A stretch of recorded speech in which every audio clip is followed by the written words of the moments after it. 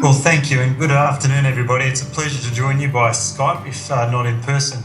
I think this is a very interesting question, and I'll start by saying I completely agree with Natalie that I think green government is possible. For me, the interesting question is how do we get there and what does that look like?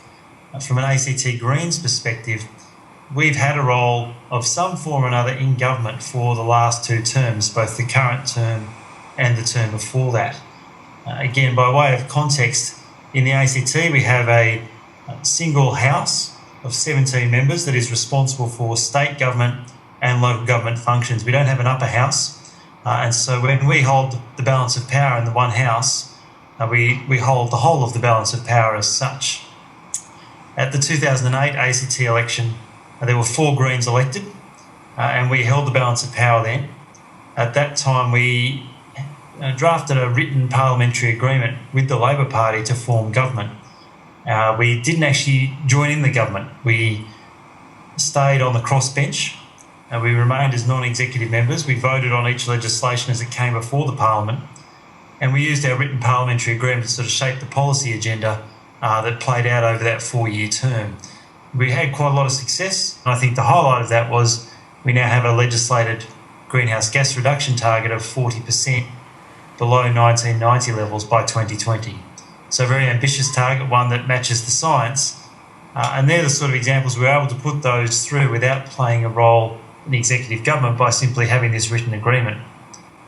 Come the 2012 election, we had a bit of a rough election, it would be fair to say, and the results of the election was there's 8 Labor, 8 Liberal, and myself, the one Green left in the Assembly.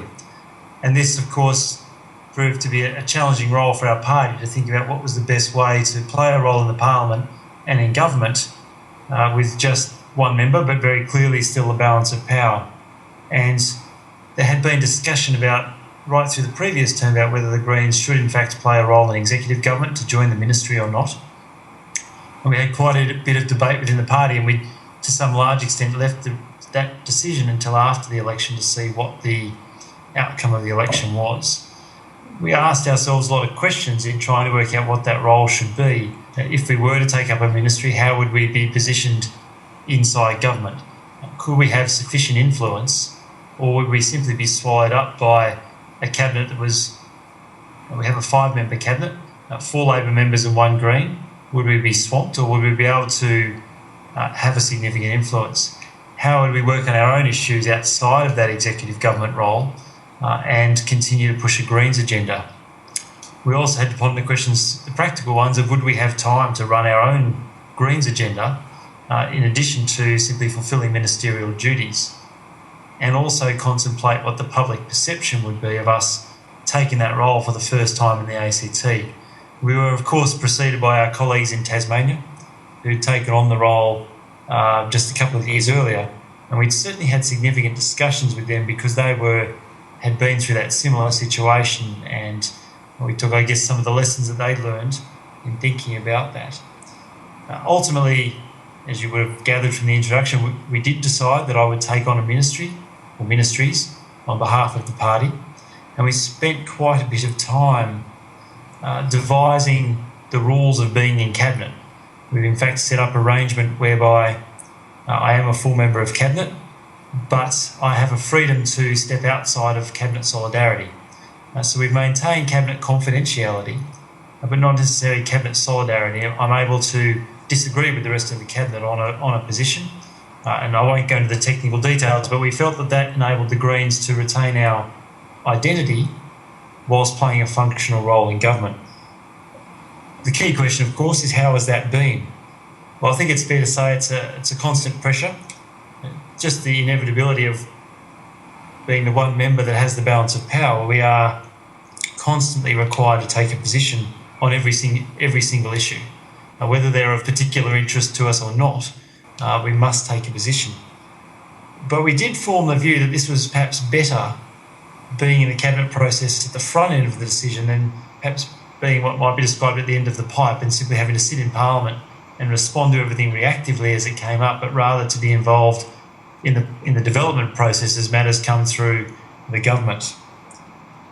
We've had many small and rewarding wins whether it's within Cabinet or within my own departments, where we've brought a green perspective to many issues. But it would be fair to say that they're often not seen by the public. They're often process-oriented or minor tweaks, or taking the harsh edges of, frankly, a bad process put forward by the public service, where that green influence has an impact, but most people simply don't know because they don't have the time or the information. It has been hard to get clean air on Greens issues, again, as part of being part of the Cabinet. Whilst I'm often have a high public profile of being in the media all the time as a minister, that's not always perceived to be a Greens perspective, it's the government. And I think that is an issue for us when it comes to electoral differentiation, which will come, of course, with the next election. But what we have learned is that where we do get clear Greens profile is often where we take a new issue or we're proactive on something, or when there is a significant disagreement with the ALP as part of the government process. We've again been able to achieve significant policy wins. We are now delivering Canberra's first light rail network. It's been talked about for 25 years, but through the Greens' influence and hold the balance of power, we are now moving forward on that. Other policies, such as having 90% of our electricity coming from renewables by 2020, is now in place and being implemented. And similarly, we've been able to outlaw battery hen farming and sow stalls in the ACT from an animal welfare perspective. So significant Greens policy agenda has been moved forward. The government is doing it, and one of our fears is that people won't realise that it's been the Greens achieving that from an electoral point of view. So I guess the reason I tell this particular context and some of the detail of it is that I think our lived experience is that before there's Green government, at least under most Australian models, there will be green balance of power. And so in getting to Green government, how do we deal with that interim process where it's a very challenging situation? We have significant responsibility, but not always the power to do things exactly the way a Green government would do it. We're in fact constantly in a situation of a political balance or political compromise where we're trying to get good outcomes and the best possible outcome, but not always the outcome the Greens would exactly choose. So our traditional way of operating in that context, I think, is challenged by being involved in government, because we move from a situation where we sit on a crossbench or essentially in an oppositional role of being able to take a black and white policy position. And our experience in the ACT has been that one moves into the place where the actual outcome is often much greyer or much more nuanced than perhaps has always been traditionally been the way we've articulated our policy position. And we end up with something that perhaps is, as I touched on, more well, it's a compromise necessarily with the power sharing partner in government, and so not necessarily a pure Green position. I guess I'd simply conclude my remarks by saying that the approach we've tried to take is that our bottom line is that whatever power we do have must always be used to deliver our Greens agenda.